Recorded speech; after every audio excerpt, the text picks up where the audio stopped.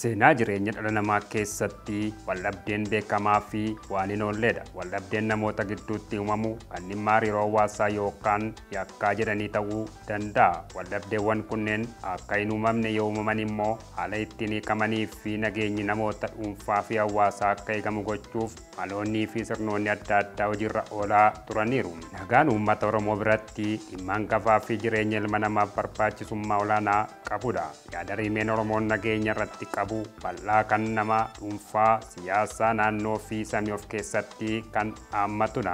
Ilaalchii fi xiyyeeffannoon uummatichi nagaaf qabu immoo kadhannaa, eebba, sirba, ayyaana, hawaasa, afoola, haala bulchiinsaa, sochii jiruu fi jireenya uummatichaan kan ibsamudha. Waldhabdeen immoo wantoota nageenya kana booressan keessaa isa tokkodha. Uummata Oromoo biratti gochi yakkaa miidhaa nama dhuunfaa qofa irratti raawwatu osoo hin taane hariiroo hawaasaa kan jeequ akka ta'etti hubatama. Uummanni Oromoo nageenya akka hin boorofne eeguuf yookaan immoo waldhabdeen erga uumameen booda nageenya boora iddootti deebisuuf sirnaa fi seera aadaa ofiisaa cimaa ta'e kan qabudha. Adeemsi nageenya eeguu fi waldhabdeen erga uumameen booda furmaanni ittiin laatamu kun qaama sirna siyaasaa fi hawaasummaa Oromoo kan ta'e sirna Gadaatiinidha. Dhalli namaa waliin jireenya hawaasummaa guyyaa guyyaan waliin dabarsu keessatti waldhabuu yookaan immoo walitti bu'uun wal miidhuun kan jiraatudha.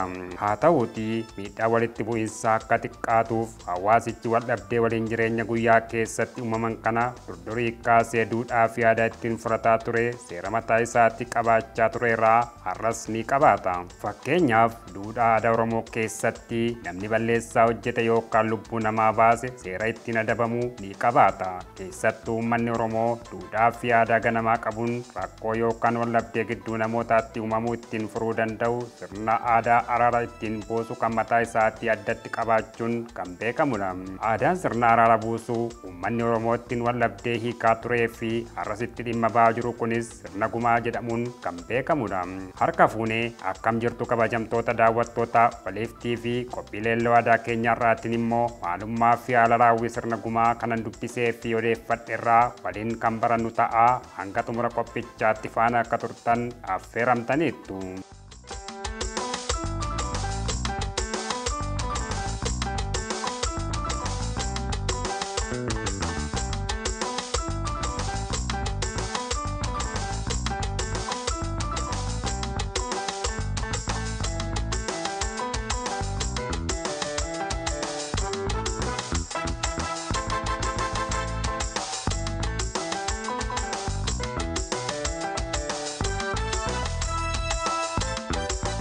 Dordor irraa eegalee uummanni Oromoo sirna ittiin bulmaata mataa isaatii qabaata akka ture seenaan kan ragaa bahudha. Sirni siyaasaa uummanni Oromoo ittiin bulaa ture kunis sirna Gadaa jedhamuun kan beekamudha. Biyyoonni addunyaa kanaa waa'ee paartii yookaan jaarmiyaa siyaasaa haala ammayyaan osoo hin qindeeffatiin aadaa bulchiinsa gaarii osoo hin shaakaliin durayyuu uummanni Oromoo sirna Gadaattiin caffee hundeeffachuun wal bulchaa fi walitti bu'iinsa furachaa akka ture seenaan dhugaa kan bahudha. Bara uummanni Oromoo sirna Gadaattiin bulee wal bulchaa turetti ergi nama dhuunfaa yookaan garee yoo sarbame seerawwan ittiin ilaalamu kan qabudha. Seerawwan kunneen keessaas tokko kan ta'e seera gumaati. Sirni Gadaa jaarmiyaalee garaagaraa kan of keessaa qabu yoo ta'u jaarmiyaalee kanneen keessaas tokko jaarmiyaa araaraati. Jaarmiyaaleen araaraa kan uummanni Oromoo durirraa eegalee waliin jireenya isaa fi saboota ollaa isaa waliin qabu cimsachuuf kan itti dhimma ba'aa turedha.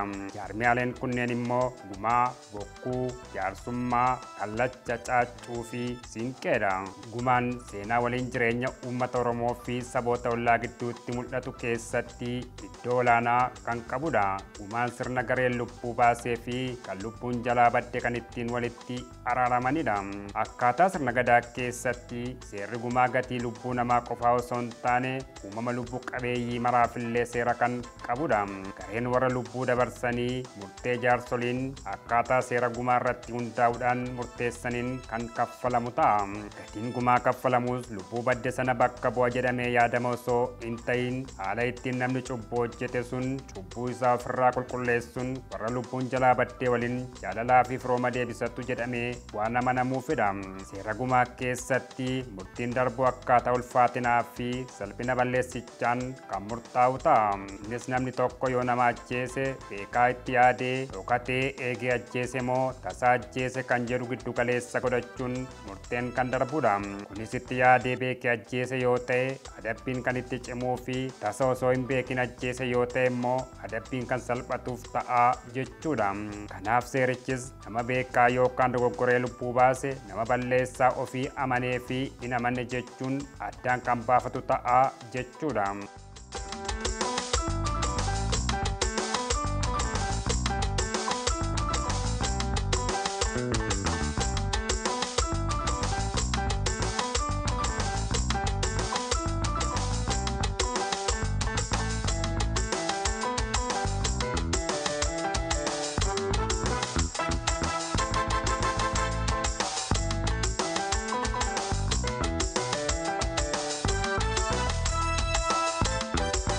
Akkaataa sirnaa fi seera gumaatti namni lubbuu namaa baase tokko hanga gaafa gumaa kaffaluutti gugguufuu qaba. Gugguufe jechuun immoo namni sun yaa'iin naquu, gabaan bahuu, qeensa hin qoratu, rifeensa mataa hin muratu, itillee guutuu hin rafuu, dhiyaana guutuu hin nyaatu, bishaan guutuu hin dhuguu jechuudha. Namni yookaan gareen lubbuu namaa balleesse qabeenya mataa isaa yookaan isaanii qofa walitti qabanii akka kaffalan ittiin murteeffamu. Kunis haala murtee kennameen namni nama ajjeese sun yookaan firri isaa sibiila yookaan cancala harkatti qabachuudhaan hawaasa irra deemuun badii hojjetee itti himaa kadhachuudhaan gargaarsa argatu walitti qabuun gatii gumaa kaffala. Kitaabni sirna gadaa Oromoo Tuulamaa jedhamu biiroo aadaa fi turizimii Oromiyaatiin maxxanfame akka jedhutti gumaa jechuun yeroo booda guddatee qabiyyee guddaa fi siyaasaa qabaatu malee ka'umsi foon horii gosoota horii namni jalaa du'ee fi warra ajjeeseef xixiqqaatee guyyaa araaraa nyaataaf kan hiramu yookaan kan kennamudha.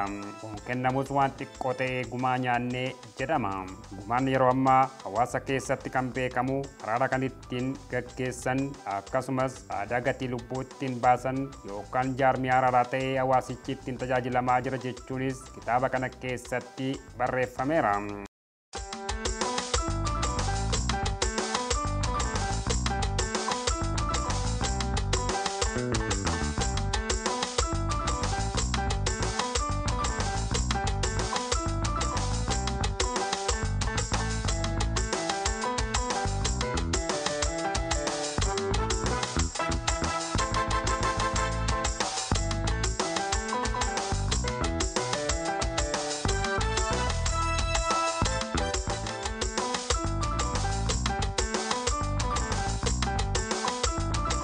Daawwattoota waliiftii fi uummanni Oromoo tooftaalee walitti bu'insaa yookaan wallabdee uumaman ittiin furuu fi seera kabachiisuu hedduu kan qabudha. Namoota lama maatii, gosa, sabaa fi sablammoota ollaa uummata Oromoo fi kan biroo gidduutti wal dhabinsi yookaan walitti bu'insi uumamuu maanguddoo hawaasa Oromootiin hiikama argata. Wallabdeen haala kanaan uumamu kun jabaatee gara qaama hir'isuu yookaan lubbuu baasuutti kan deemu yoo ta'e immoo tooftaa araaraa jaarmiyaa gumaatiin furmaata kan argatu ta'a. Gumaan jiruu fi jireenya uummata Oromoo keessatti qooda olaanaa kan qabu jaarmiyaa araaraa hawaasaati. Kunis namoota lama maatii fi gareewwan adda addaa gidduutti wallabdeen uumamuun kan ka'e dhiigni dhangala'uun lubbuun namaa yoo bade gumaan qulqullaa'ee araarri bu'ee nagaan mirkanaa'ee yaadni firoomaa jaalala waliin jireenyi akka dhugoomuu fi kan fayyadu tooftaa gadoo fi haaloo ittiin haqanii mala waliin jireenyaa ittiin uumanidha.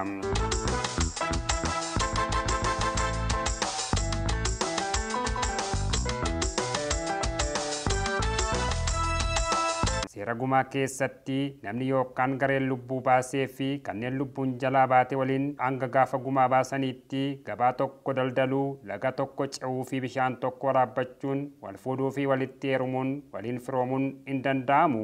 Seera araara gumaa keessatti lubni yookaan cifirrii fi hayyuun sadii argamuun dirqama yoo ta'u, guyyaan warra namni jalaa du'ee araarfachuu itti dhaqanis guyyaa roobii yookaan guyyaa jimaataa ta'uu mala.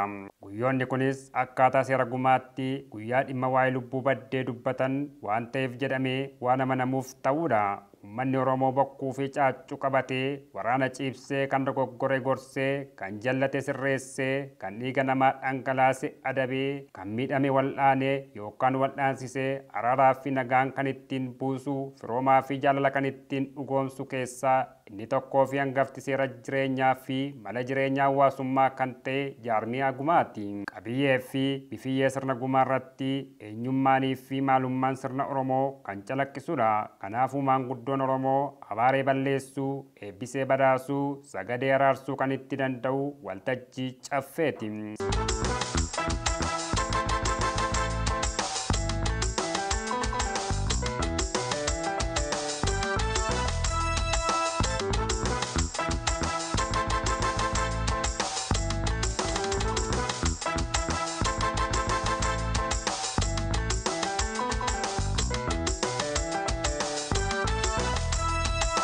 Seerri gumaa waraqaa irratti barreeffamee keewwata kan bu'uureffatu osoo hin taane akkaataa gochaa fi raawwisaatiin abaabilee irraa kakileetti darbee kan dhufe ammas darbaa kan jiru fuuldurattis kan jiraatu kan uummanni Oromoo haaloo fi gadoo namootaa fi gareewwan gidduutti uumamuu hambisee nageenya jaalalaa fi obbolummaa cimsee kan ittiin tursiisu duudhaa ganamaati. Gaheen seera gumaa ajjeechaa hambisuu qofa osoo hin taane kan ajjeese gumaa baasisaa kan du'eef gumaa nyaachisa.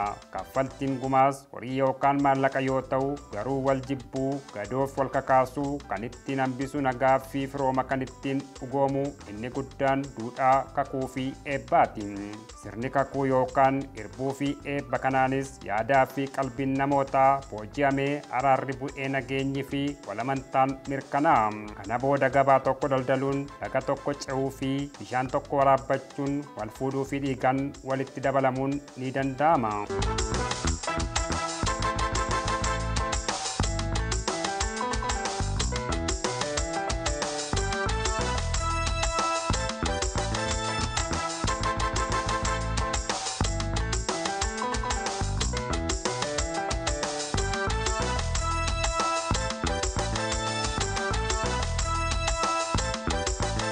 Daawwattoota keenya sirni gumaa gatii dhiiga nama miidhamee fi fira nama miidhameef kaffalamudha.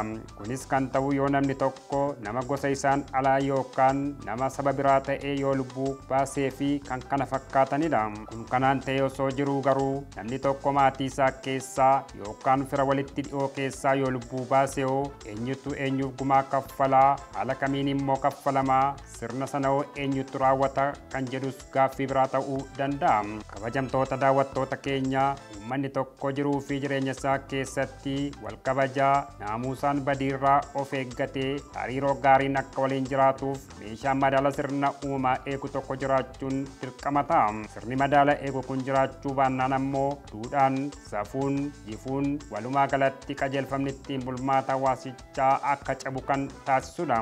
Kun akka hin taaneef immoo uummanni Oromoo qajeelfama jiruu fi jireenyaa kan haalaa fi amala hawaasaa naamusa isaatiin to'atee badii fi jal'ina irraa ittiin ittisu ni qabaata. Innis seera gumaatii jechuudha.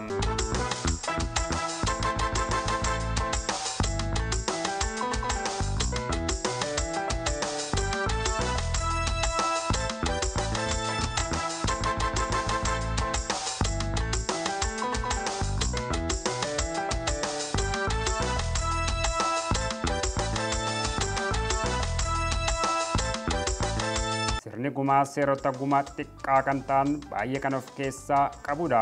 Nama ajjeesuun alatti yoo qaama namaa hir'isan, lubbuu qabeeyyota biroo yoo ajjeesan yookaan yoo qaama hir'isan seera ittiin adabaman qabu. Fakkeenyaaf namni korma cabse yookaan buruqse tokko hormaata seera waaqayyoo kan ta'e waan dhorkeef horii 20 gatii gumaa qaama hir'isee sana kaffala jechuudha.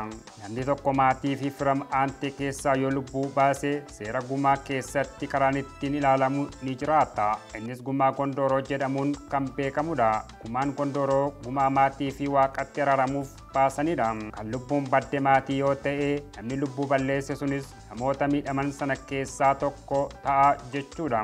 Yeroo kana gumaan kaffalamu gumaa Gondoroo yoo ta'u namni gumaa kana baasus immoo saba biraa keessaa ta'a. Walumaa galatti seerri gumaa seera cimaa kan uummanni Oromoo jaarraa hedduudhaaf kan ittiin bulaa turee fi seerri tokko yoo cabe warri mirgi jalaa tuqame sun deebi'anii dogoggora akka hin raawwanne taasisuudha.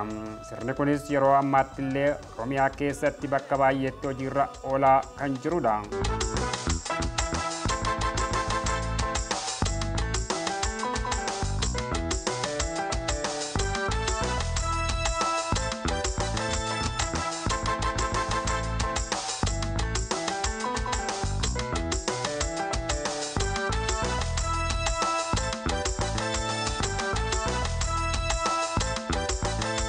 Aadaa seenaa fiduudhaan akkoo fi akaakayyuu akaakilee fi abaabileen keenya tursiisuun dabarsanii har'aan gaan kana itti fufsiisuuf dhaloonni har'aa imaanaa fudhatu qaba.